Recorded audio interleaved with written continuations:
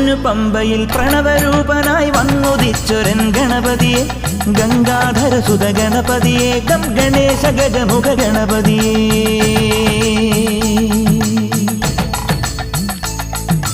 പൊന്നു പമ്പയിൽ പ്രണവരൂപനായി വന്നുദിച്ചൊരൻ ഗണപതിയെ